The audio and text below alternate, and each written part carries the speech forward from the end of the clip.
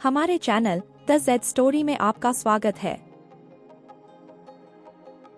नकल का परिणाम और शिक्षक। ये कहानी 4 विद्यार्थियों की है जो कि स्कूल में हमेशा झगड़ा करते रहते थे और उनका ध्यान कभी पढ़ाई में नहीं होता था। जब भी परीक्षा आती थी वह हमेशा सिर्फ नकल ही किया करते थे क्योंकि वह कुछ भी पढ़कर नहीं जाते थे। शिक्षक भी उन्हें कुछ नहीं कहते थे क्योंकि वह बच्चे आमिर खानदान से आते थे और उनके माता पिता बहुत अमीर थे। इसलिए शिक्षक उनके माता पिता से बच्चों की शिकायत करने में हिचकिचाते चाहते थे। परंतु एक समय ऐसा आया जब उस विद्यालय में एक नए शिक्षक आए जो कि अपने काम के प्रति बहुत ही ज्यादा सख्त थे और वह किसी भी बच्चे को नकल नहीं करने देते थे। जब शिक्षक को उन 4 बच्चों के बारे में पता चला जो कि बिल्कुल भी पढ़ाई नहीं करते हैं और सिर्फ नकल के भरोसे ही रहते हैं, तो वह हैरान हुए।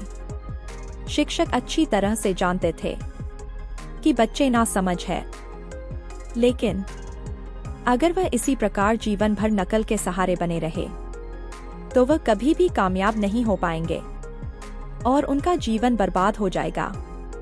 वह बच्चे 11वीं कक्षा में पढ़ते थे। जब फाइनल एग्जाम की डेट आ गई तब सभी बच्चों ने पढ़ाई तेजी से करनी शुरू कर दी और सभी परीक्षा के लिए खुद को तैयार करने लगे। पर शिक्षक ने देखा कि उन बच्चों को अभी भी कोई फर्क नहीं पड़ा है। मतलब यह है कि वह नकल के सहारे ही बैठे हैं। शिक्षक ने सभी बच्चों से कहा कि कोई भी बच्चा यह न सोचे कि वह परीक्षा के दौरान नकल कर सकेगा। मैंने आज तक किसी को नकल नहीं करने दी है। यदि कोई नकल के सहारे बैठा है तो पढ़ ले वरना फेल हो जाएगा। इसलिए कृपया पढ़ाई करनी शुरू कर दो। वह चारों बच्चे जानते थे कि यह शिक्षक ने कभी भी किसी को नकल करने नहीं दी है क्योंकि उस शिक्षक के पुराने रिकॉर्ड सभी बच्चों को पता चल चुके थे जो कि उनके पुराने स्कूलों में रहे हैं। शिक्षक के बारे में इतना सब जानने के बाद सभी बच्चे पढ़ाई करने में जुट गए, पर उन 4 बच्चों को फिर भी कोई फर्क नहीं पड़ा। वह परीक्षा को लेकर सीरियस नहीं थे और परीक्षा की तिथि आ गई। वह चारों इतने ज्यादा लापरवाह थे कि एग्जाम हॉल में पहुंचने के लिए भी 1 घंटा लेट हो गए। वह चारों जानते थे कि हमने कुछ भी पढ़ाई नहीं की है और 1 घंटा पहले ही लेट हो चुके हैं। यदि हमने पेपर दिया तो हम चारों फेल हो जाएंगे क्योंकि नकल करने के लिए भी ज्यादा समय चाहिए होता है। इसलिए चारों ने विचार बनाया और अपनी हालत कुछ इस प्रकार कर ली मानो कि कार का टायर पंचर हो गया और कार का एक्सीडेंट हो गया हो।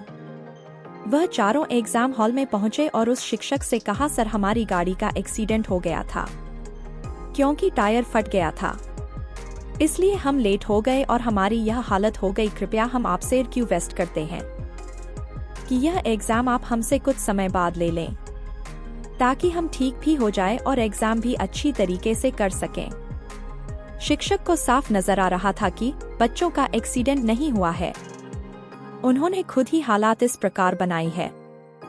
शिक्षक उनके मन में चल रहे विचारों को समझ रहा था, इसलिए उसने कहा, कोई बात नहीं, तुम अगले हफ्ते यह एग्जाम दे देना। पूरा पेपर ही 100 अंक का था। पहला प्रश्न सिर्फ 1 नंबर का था जिसमें लिखा था तुम्हारा नाम क्या है, और दूसरे प्रश्न में लिखा था तुम्हारी जो कार का एक्सीडेंट हुआ था उसका कौन सा टायर पंचर हुआ था। यह देखने के बाद चारों बच्चे हैरान थे क्योंकि यदि उन्होंने अलग अलग टायर के बारे में लिखा तो वह फंस जाएंगे और टीचर उन्हें फेल कर देंगे। सभी विद्यार्थी टीचर की रणनीति समझ चुके थे।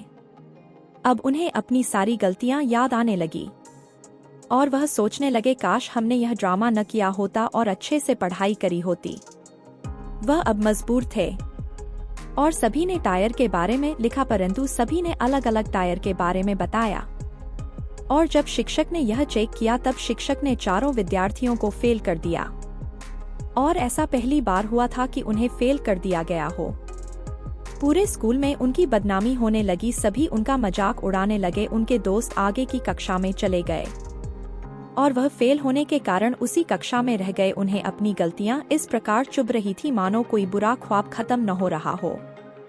अपने इतने ज्यादा अपमान के बाद उन्होंने पढ़ना शुरू कर दिया और जब फिर से 11वीं कक्षा के फाइनल एग्जाम हुए तब उन्होंने बहुत अच्छा पेपर दिया क्योंकि अब वह सुधर चुके थे और उन्होंने पढ़ाई करी थी और वह पास हो गए। उन्हें जीवन की उस खुशी का एहसास हुआ जो कि उन्हें आज तक कभी नहीं हुआ था क्योंकि इस बार वह अपनी मेहनत से पास हुए थे।